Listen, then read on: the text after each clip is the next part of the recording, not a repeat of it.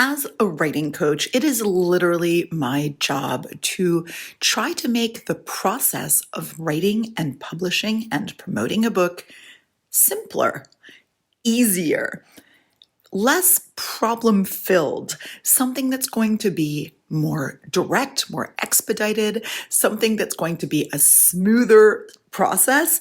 But so many times my clients fight me on this because when it comes to actually making things more simple in this whole book writing and publishing process, for some reason, many of us who are usually absolute smarty pants make things too complicated for ourselves. So in this episode of the How to Be an Author podcast, I think it is crucial for us to discuss how to keep this whole book writing thing simple. And let's talk first about why you guys fight me on this, right? It doesn't seem like it would make any sense that you would want to make things harder on yourselves, but you do, believe me. Because many of you will tell me, oh, well, I'm a pantser. I don't like to plan my plot too early on because it doesn't make it fun. I like to see where the characters take me and just wander around and find my way. Okay, fair enough, but that actually makes things a lot harder for you in the long run, but cool, we'll discuss that a little bit more later. And then others of you will say things like, oh, but I have this really complex world and I really want to explore every detail of it. I've been doing research for a couple of years now on it, and I need to explain absolutely everything to my readers. And that also super interesting, but not necessarily for your reader. And we'll discuss about how you can take all of that world building that you're fascinated about and prevent it from negatively impacting your book, which it does all too often. So we'll do that in this episode as well. And just in general, also, many of you want to have all these cool plot twists and all these complex storytelling methods that you've been dying to try out. Things like telling a story out of order, having a bunch of alternate storylines, having a ton of characters, head hopping, changing POV. All of this sounds fun in just the idea of it, but when you actually put this into practice, it can complicate your book, which doesn't help. So many of you think that the more complex the book and the more complex the process, the smarter you sound as a writer. And that's not true. Actually, what is much more smart is trying to make something that could be complex much more streamlined and simple, and communicating complex ideas in the most simple way possible. Because after all, don't forget the crucial part of this equation, which is your reader. You are doing this for your reader, and you want your reader to absorb this fabulous story and to understand this fabulous world and to fall in love with your fabulous characters. And they can't do that if things are too complex. So let's dive right into this episode and see how we can make our book more simple, why we want to do that, and also how we can make our plot more simple in a way that really makes it streamlined and hit harder, and also finally how to make the marketing of your book more simple, because I know that this is really complex. Many of you are overwhelmed. When I have Writing Coach on Demand people, so many of you have told me in office hours that you are really overwhelmed by the whole marketing thing, and I don't blame you. It can feel really complicated. It can feel really confusing, and that's why I think it's so important for us to have a return to simplicity today in this episode of the How to Be an Author podcast. So let's get going. If you're a writer dreaming of becoming a successful author, join me, writing coach Karena Akhavein, on the How to Be an Author podcast, your weekly source for writing information, inspiration, and motivation. Hello and welcome to the How to Be an Author podcast. I am your host, writing coach Karena Akhavein, and it is my job to make the writing, publishing, and marketing process of your book as simple as possible, because as a writing coach, I really like to safeguard your mental health and your mindset. And I know that the more aligned you are with your book, the easier the process is, the more you're able to maintain momentum, the better for you in the long term, mentally, and for your writing career.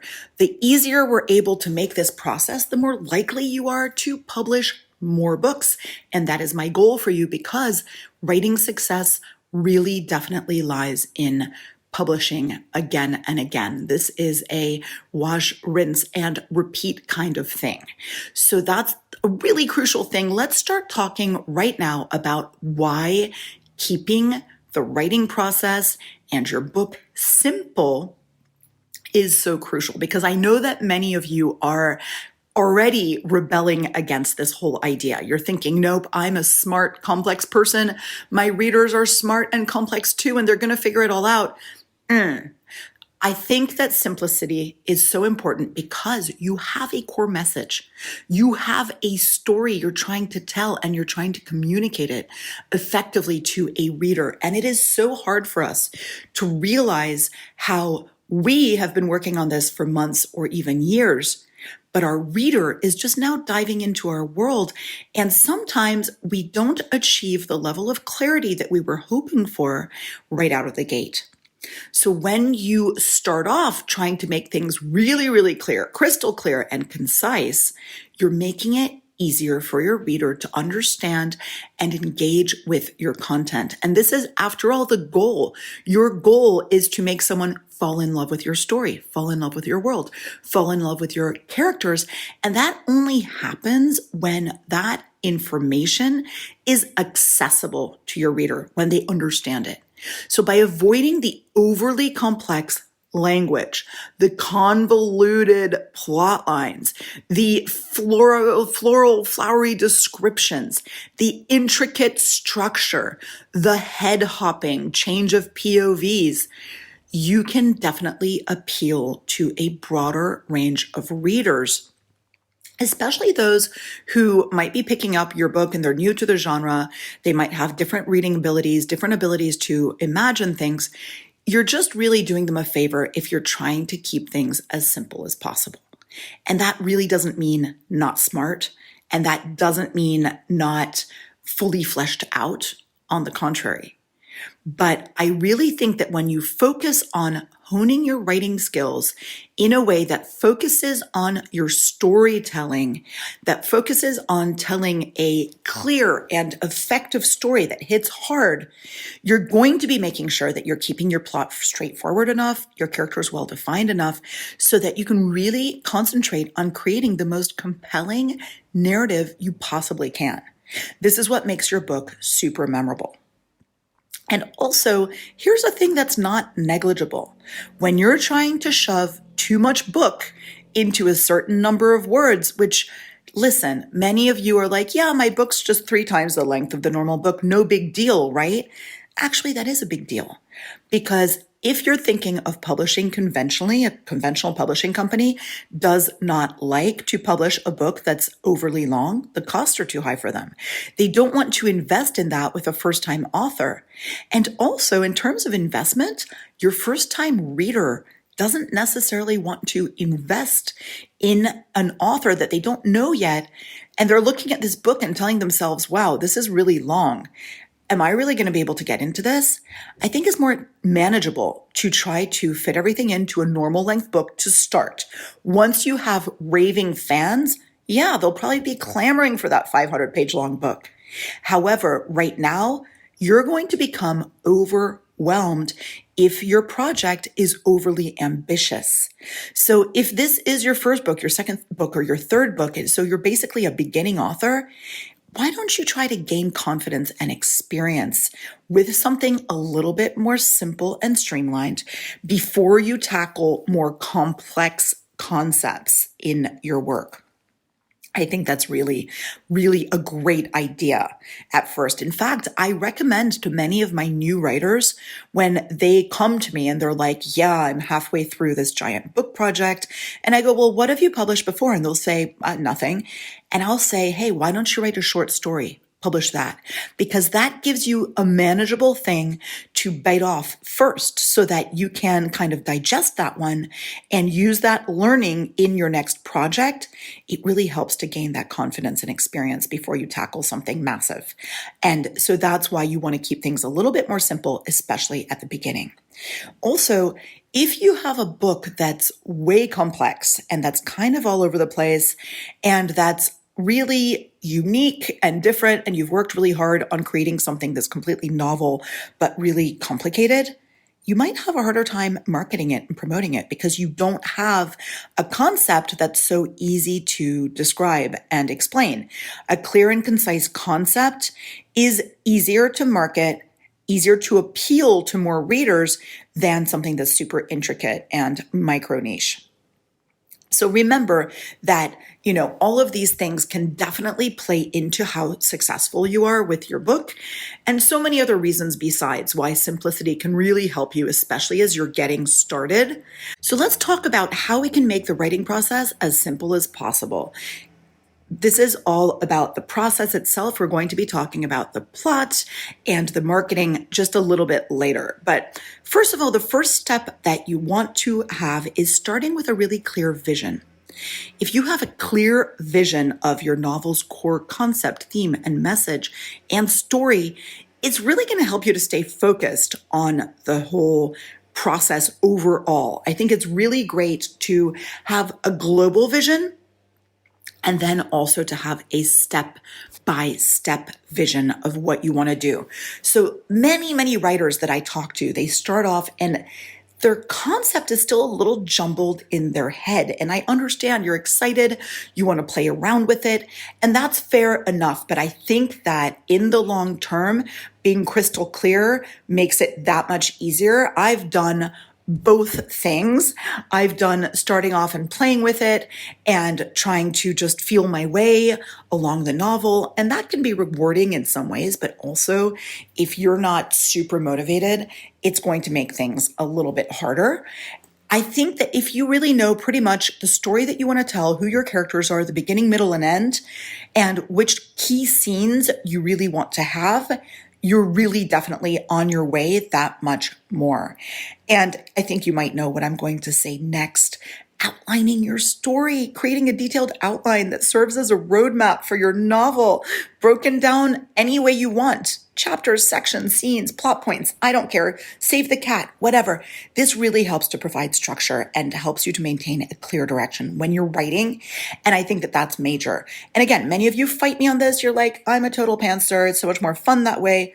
Oh, really? What about when you're going back and trying to make sure that you're actually telling a straightforward story that goes somewhere? Some of you will realize that, you know what, my plot isn't as strong as I thought it would be.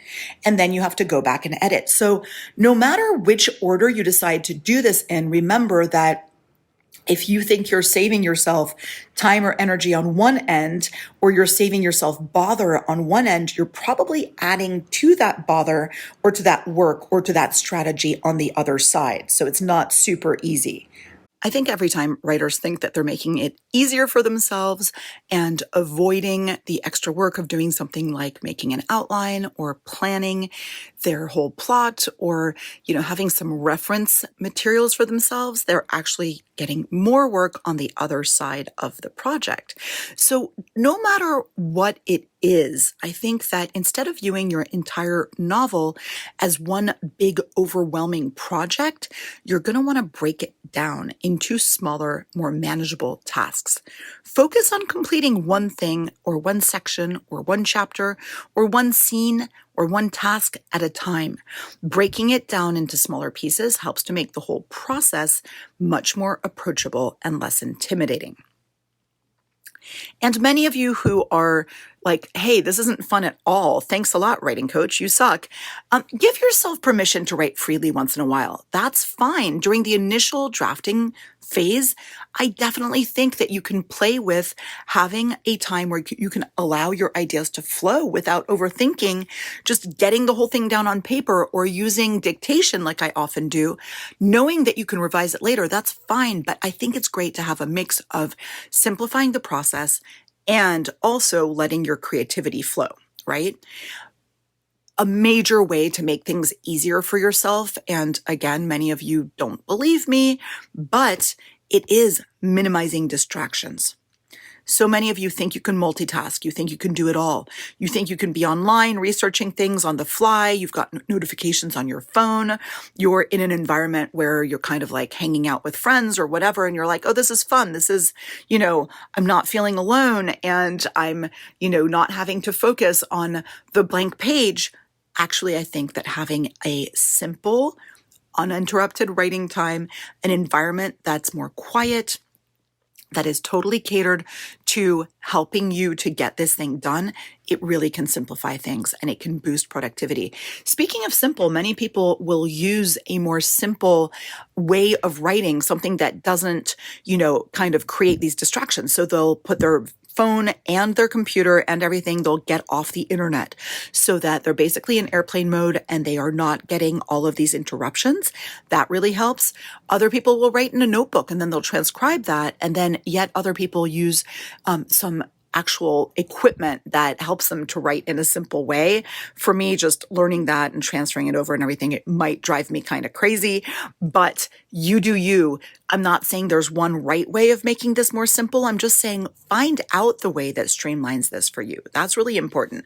And remember, give yourself permission to make mistakes. Sometimes you think you're simplifying things and you're actually making it more difficult for you. Writing is, it's a learning process. It's a journey. It's filled with ups and downs. So just remember that there are going to be obstacles along the way and that eventually you're going to hit on that whole thing that actually works for you and makes it feel more simple. Also, one thing that you can definitely do is I say when you're getting the first draft out, I really recommend that you get the whole story down rather than making it completely elaborate from the get-go and rather than having all those details. So many writers worry when they're writing, they're like, oh, I need to show, not tell. I need to have, these great descriptions. I need to be communicating everything about the world. And I kind of feel like when I tell my writers about, doing the NaNoWriMo challenge, I think that it's awesome if you're doing NaNoWriMo, challenge yourself to get the whole story down in 50,000 words. Because if you do that, then you can go back having this really simple, direct framework. You can go back and fill in the details. You can go back and add some complication. So that is really cool because you maintain this flow. You make the whole story actually work. And then you go back and you can put in other things. But then you're going to realize how many words you have left to do that with. And that's a pretty cool way to do it, I think. And also remember that if you're doing something like free writing, don't be too attached to it. Don't spend too much time on that stuff because there's a chance that that stuff's going to get cut and edited as well. But again, I want you to brainstorm about how can I make the actual process of writing as streamlined as possible. Another thing that I really think is great is that work expands to fit the time that you have for it. I think that it's great to give yourself realistic deadlines, realistic timeframes in which to achieve specific tasks, because that means that you're not going to be overthinking it. Overthinking, you get into your head and you make things so much harder for yourself. And that's when I get these writers who are super overwhelmed and their mental health is taking a hit. They're like, oh my God, look how complicated this is. And I'm like, yes, it is complicated. You made it complicated. And there's nothing wrong with that because you're a smart person and you've got all these things in your head. But now it's also your job as a writer to communicate this in a way that's not going to give your reader the headache that you have right now. So that's really, really important. So why don't we start to talk about how to keep the plot itself as simple as possible? Because a plot is a crucial thing. A story is a crucial thing. We've talked about the art of storytelling. We've talked about the different archetypes in storytelling, and we've talked about the different beats and elements that should be in a plot. Well, things that should be in a plot kind of imply that there's some things that don't really need to be in a plot, right? So you definitely want to think about your story as something that is a little bit limited on the story. So when some of my writers are writing memoir and I tell them, okay, well, where are we going to start and end? And they try to tell me, oh, we're going to start at my birth and end at my death. Well, nice try. That's not a great idea because a story has a beginning and an end that's clearly defined by what works best for that concept or theme. So have a clear focus on a time frame. Have a clear focus on one story. When some of my writers will tell me like, oh, the plot is this, and then 2 years later, this happens. And it's like, no, unless you find a really great way to make that all fit into a single narrative, I want you to have a single, massively important plot. Any subplot needs to be necessary. Any tangent is not necessary, especially if it complicates the narrative in a way that makes it harder for your reader to get into it. So streamline that plot, limit the time frame. That really helps. Whenever someone comes to me and they're like, okay, so this story takes place over 2 years, or it takes place over a year, or it takes place, I always ask them, is there a way to kind of compress it? Because not only do you simplify things for yourself, but you add urgency, which really helps your pacing. Having excellent pacing is a simple way to make your reader really dive into your book. Another thing that you need to do with simplifying your plot is streamline your characters. Now, many times you fight me on this. Having a manageable number of characters is really crucial. It is easier for you to do this. It helps you to develop them more fully. You're avoiding overwhelming readers with an extensive cast of characters. They're not going to need to learn a million names. And also by focusing on this select group of characters, you are deepening the relationships between them. You're deepening the story arc of each character. And it really ensures that each character has their place in your plot. Again, if there's a character that you have and they don't have a direct impact on what is going on, they don't need to be there. So really streamline this, simplify, simplify, simplify, and also think about your characters and which archetypes they actually represent. I'm not talking about putting them in a box and making them too simplistic, but I am talking about making them really clear and purposeful. Now, in terms of your storytelling itself, I often talk about the story spine. The story spine is a great tool to help you to create a linear plot that works. And now I always say, once you have your story spine, you can do yoga with that. But remember that nonlinear storytelling can be super intriguing. It can be fun, but it adds a lot of complexity. So ask yourself, is it necessary for this story for me to go out of order or to convolute this plot in all these ways? Or is a more linear narrative structure that follows a chronological sequence, is that going to help? It really does help readers to follow the story more easily without getting confused by jumps in time or perspective. Now, here's a little tip, and this is really, really useful. When you're writing something that has two POVs and that those two POVs are at two different time frames, but remember, they need to be feeding the one major story, write each POV as a unit. Write it all together. What I do is I write my characters' whole entire story or arc, i.e., if I have two characters, one named Susie, one named John, I'm going to write John's whole story at once. And then I'm going to write Susie's whole story at once. And then I'm going to see how I weave them together in the clearest, most logical way. That's really, really important. It helps it to make so much more sense for your reader. Another thing that I want you to keep super clear is your character's goal. That is really massive because many times my writers will have this fun story, but the character's goal gets lost in the shuffle. And losing that clarity and that simplicity of their goal really gets the reader lost. And it really hurts the pacing. It makes the whole story feel a lot less important. The stakes are lowered, and that's not great. And also on that same idea, you want to keep the conflict and the obstacles really, really clear. So you're going to, at the beginning of your story, define that main conflict and define the main goals, and then make sure that they are crystal clear and simply expressed as a driving force behind the plot throughout the book. By maintaining this singular, well-defined goal and conflict, you're avoiding unnecessary complication. Again, I'm saying unnecessary complication. Some complications end up maybe being necessary, but you're going to add that in later. Now, when it comes to your writing, I was talking about description and flowery language and all of that stuff. You want to have your writing be as clear and concise as possible for now. Having these overly intricate sentences or excessive description, you might feel that it's pretty, and you might have readers highlighting that passage and being like, wow, that was really beautiful. But does it serve your story and your book ultimately? Not necessarily. So limit those things to where it's actually really needed. And then you can see, like, is this just flowery? Is this just gilding the lily? Or is it part of my voice? Is it really something that actually adds to my simple story? Maybe it is, maybe it isn't.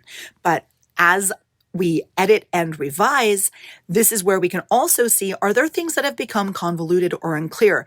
Are there things that are too flowery, unnecessary? How can I tighten this up and simplify it and refine it to maintain simplicity? Because you talk about refined is elegant. Elegant is restrained.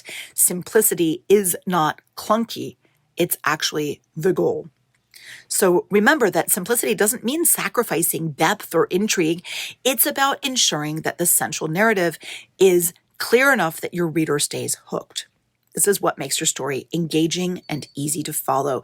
It enhances the reading experience.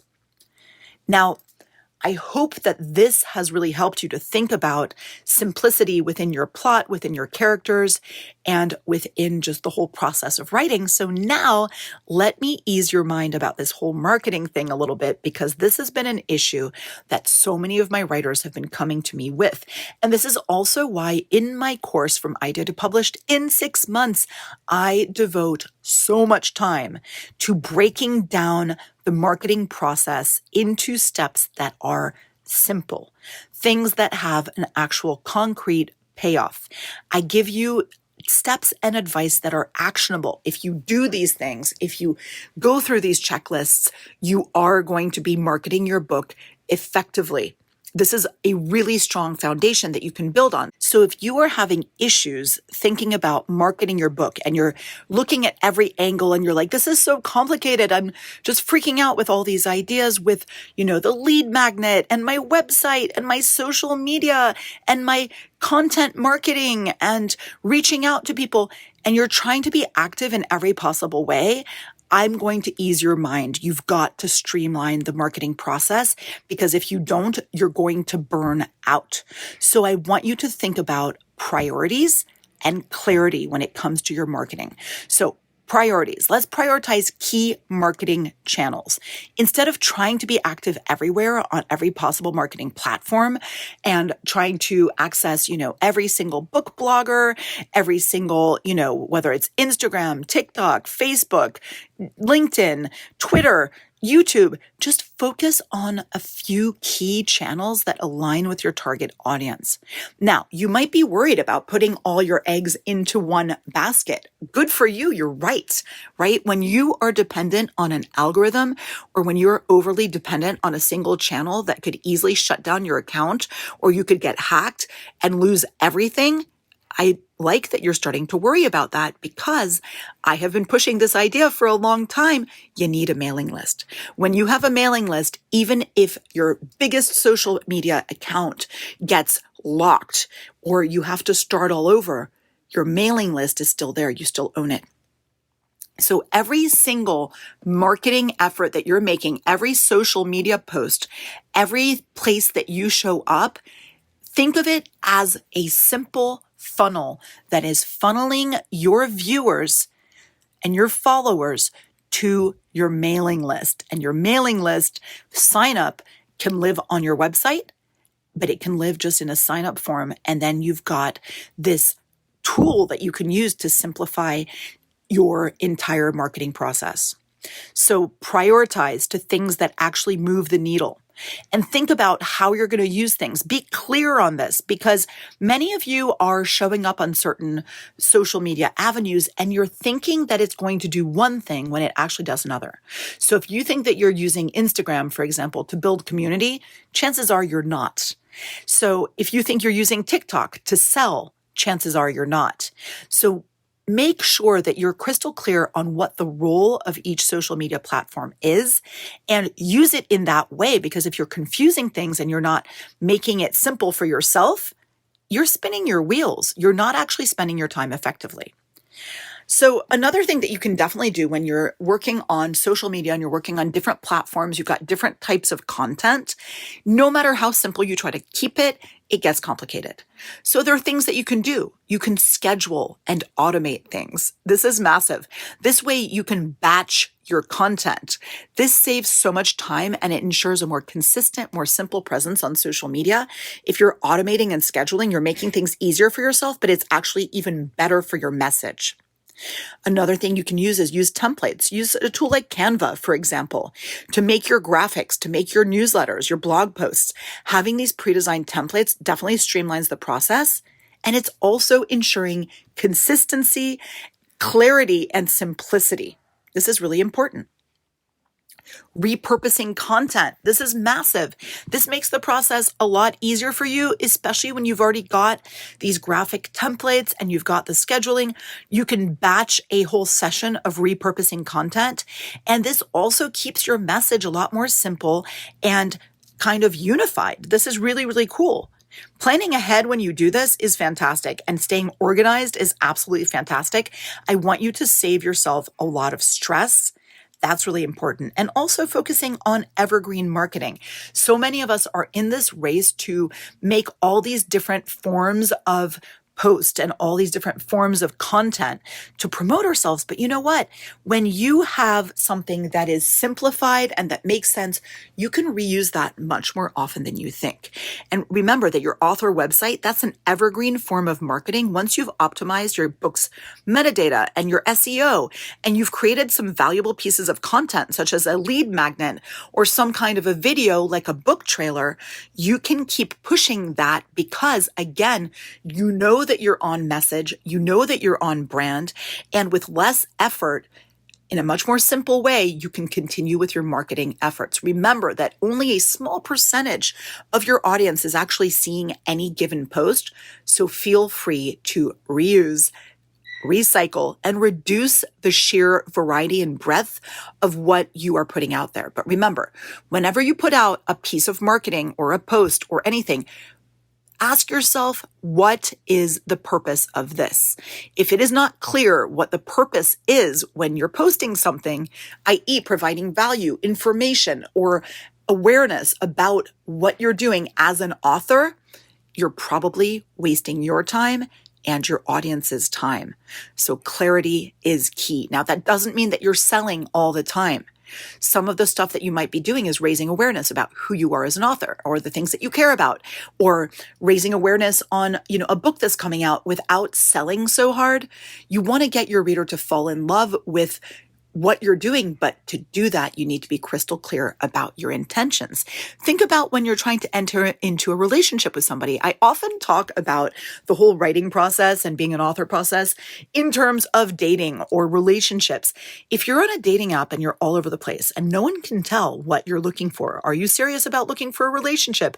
Are you looking for something long-term, short-term? Do you like, cats or people better? If you're not being clear about that, you're not going to get lots of matches. Well, the same thing goes for your book. Keep that in mind.